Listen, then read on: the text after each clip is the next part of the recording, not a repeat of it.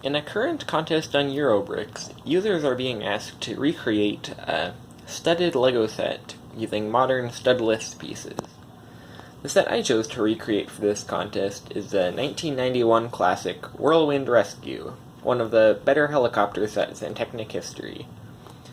So you can see I've got my model here. It's built at approximately a 1:1 scale, and retains all the original functions and almost all of the original color scheme.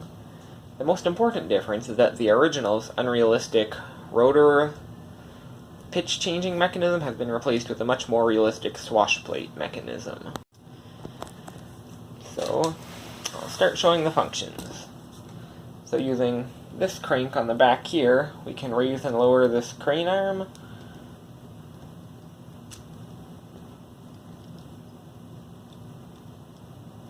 Using this worm gear and 22th gear here.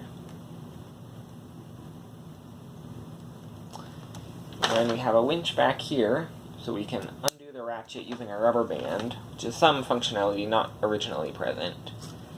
And then pull out the string for the winch. Then we can re-engage the ratchet and use the crank to reel it in. I'll fold down the crane arm again, reel in a little more rope. There we go. It has fully functional landing gear using this crank here.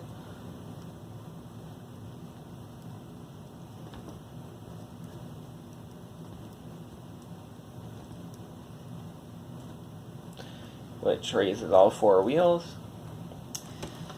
So I'm going to flip it over. You can see the effect it has. It runs a worm gear to this 24-tooth gear, which then runs knob wheels at the front and rear. So you can go down more, or then up. I guess normally you'd call this down.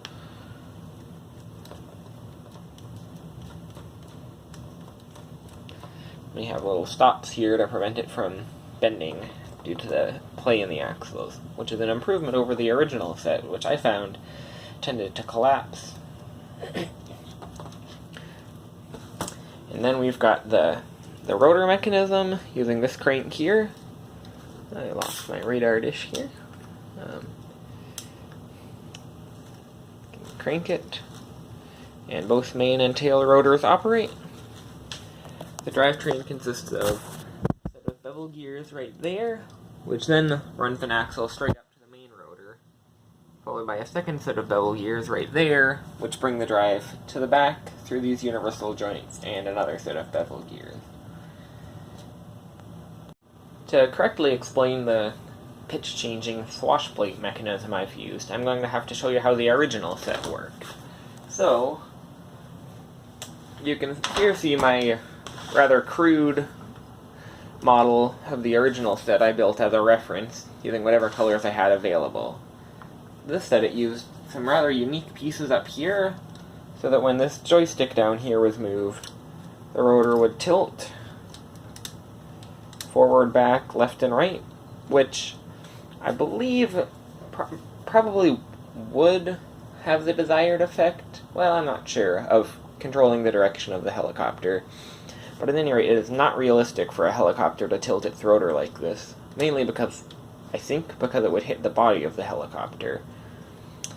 So, on mine, instead of tilting the rotors directly, it controls this 28-tooth turntable here, so I can move it this way, and that way, and forward and backward. The swash plate is used to allow for cyclic pitch control. So the idea with that is that by moving the joystick around, you can make any particular spot in the axis of rotation have higher pitch and the opposite side have lower pitch. So if we move the lever this way, you'll see that this side is pulled down, while this side here is pushed up. So the effect of that is to lower the pitch here, or, well, increasing the pitch on the other side. So if I flip the lever the other way, you'll see that the pitch here is increased, while the other side is decreased. And the same works from front to back as well. So, what the effect this would have on a real helicopter is that the side that has the greater pitch, right now that would be this side here, is now going to create more lift, which will cause the helicopter to tip, allowing for control of its direction. So, I'm going to show you the linkages I've got built in here, but first I'm going to take off the rotor blades. So I've got two separate mechanisms for the forward-backward and left-right.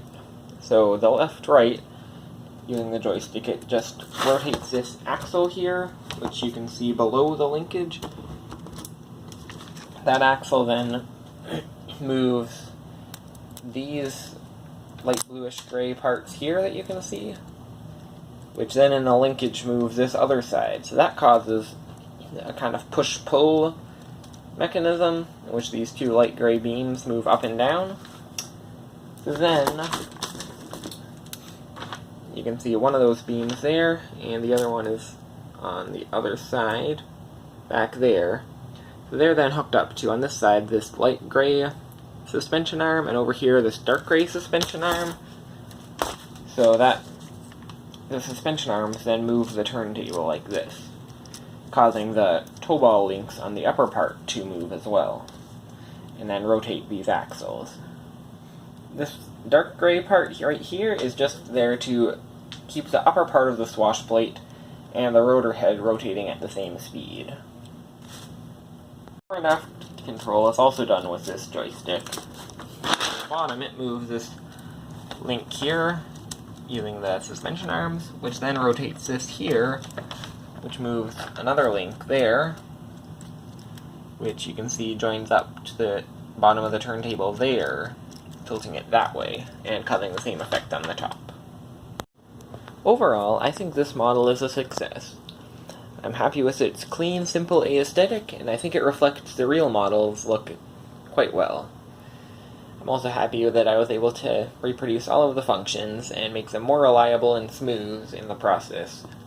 And I'm also especially happy that I was able to recreate the main, most interesting mechanism of the original set, but make it even more complicated, interesting, but crucially realistic. The much more realistic mechanism I was able to get in there. So because of all these reasons, I'm happy with my modern interpretation of this classic set.